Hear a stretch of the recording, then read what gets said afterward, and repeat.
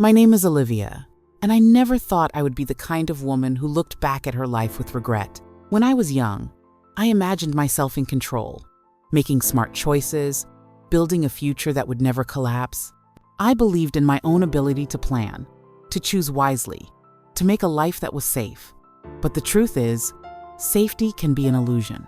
I am 46 now, and when I look at where I stand, I see all the places where I thought I was being practical, and how practicality blinded me to love, to authenticity, and to myself. I grew up in a small town in Ohio, the kind of place where people knew too much about each other. My parents weren't poor, but they were far from wealthy. My father worked in a factory that made farm equipment, and my mother was a nurse's aide at the local clinic. We lived in a modest house with creaking wooden floors and drafty windows. I was the oldest of 3 children, and my parents looked at me with a mix of pride and expectation. They wanted me to have a better life than theirs. To them, better always meant more secure, more comfortable, more financially stable. I absorbed that message early. Money meant safety. Money meant freedom. Money meant respect. When I was 18, I met 2 men who would shape the rest of my life, though at the time, I couldn't have imagined how deeply. Their names were Daniel and Richard. They couldn't have been more different from each other. Daniel was the son of a mechanic. His family lived in a small house not far from ours. He was gentle, funny, and endlessly curious about the world. He read books I had never heard of, wrote poems in the margins of his notebooks, and listened to music with his eyes closed, as if the songs carried him somewhere I couldn't follow. He didn't have much, but he had a way of making me feel alive. When he looked at me, I felt seen not as a girl who could be improved or shaped into something more, but just as myself. He used to say I laughed with my whole body, and he loved that about me. Richard, on the other hand, was a few years older. He was the son of a businessman who owned half the properties downtown. Richard had money, confidence, and the kind of charisma that turned heads when he walked into a room. He took me to nice restaurants, bought me little gifts, and spoke about the future in a way that made it sound glittering and easy. With him, I felt like I could step into a bigger world, one where I wouldn't have to worry about bills or broken cars or whether I'd be stuck in the same town for the rest of my life. It seems simple now, looking back. One man I loved, and one man I thought could give me the life I wanted. But at 19, nothing feels simple. At 19, the heart and the mind pull in different directions, and fear whispers in your ear at night. What if love isn't enough? I remember one night vividly. I was sitting on the porch swing outside my parents' house. Daniel had just walked me home. He kissed me on the cheek and told me he wanted to marry me someday. His words were full of hope, but also uncertainty. He had no plan for how we would pay for a wedding, or where we would live, or how we would make ends meet. He was working part-time at the garage with his father, saving what little he could. I loved him.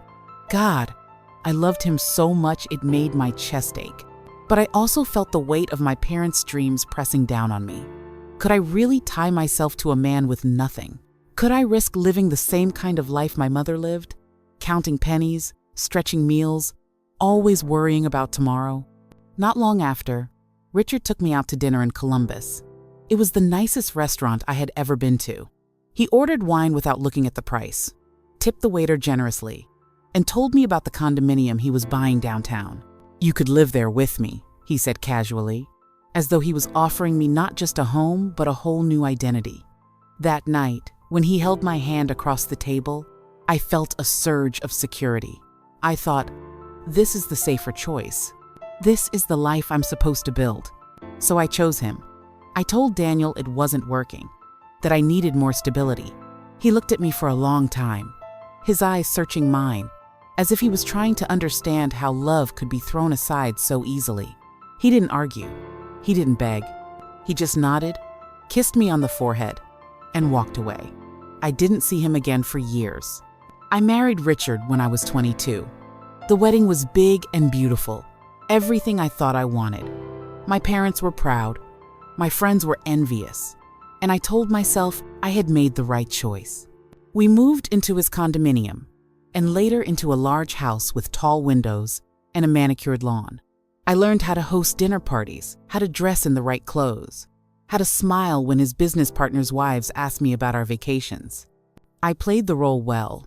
For a while, I even believed I was happy. But there was always a quiet emptiness inside me, a space that no amount of wealth could fill. Richard was successful, ambitious, always chasing the next deal. He was kind to me in the beginning, but distant.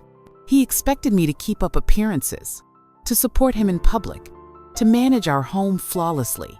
He didn't want to hear about my thoughts, my feelings, my small attempts at painting or writing. Those were distractions, hobbies, things to set aside when there were more important matters. I became, slowly, an accessory to his life rather than a partner in it. We had one child, a daughter named Emily. She was my joy, my anchor. Raising her gave me purpose in a life that often felt hollow.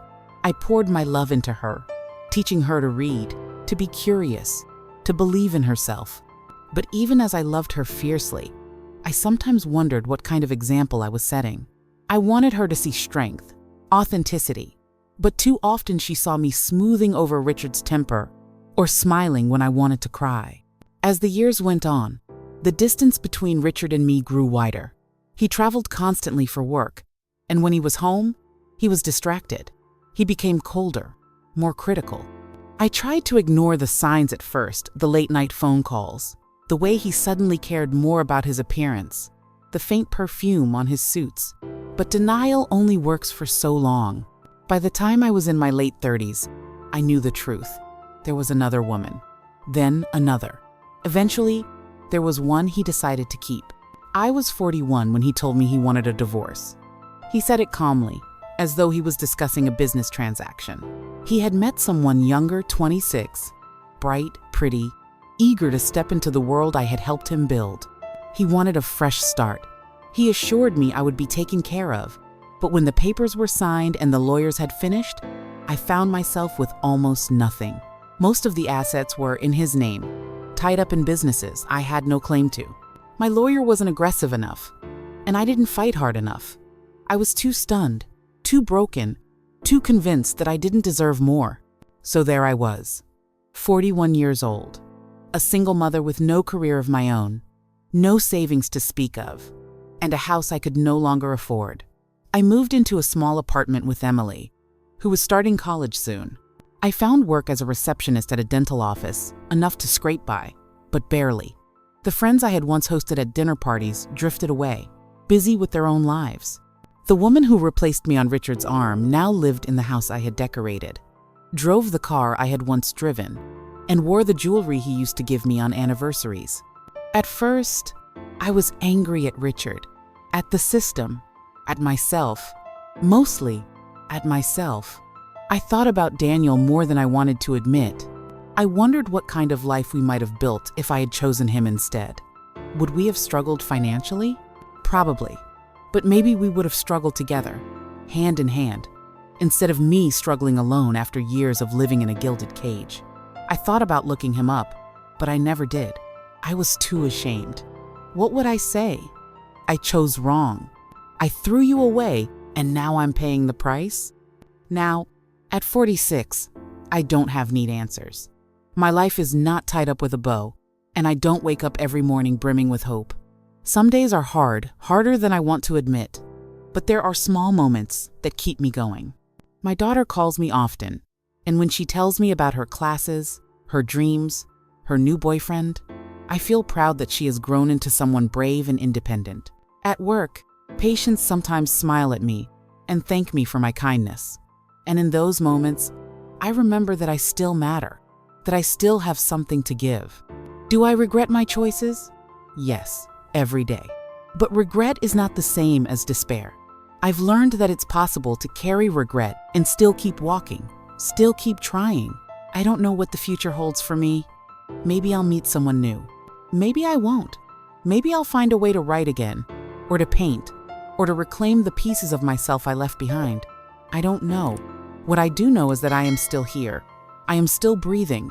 And maybe, just maybe, that's enough for now.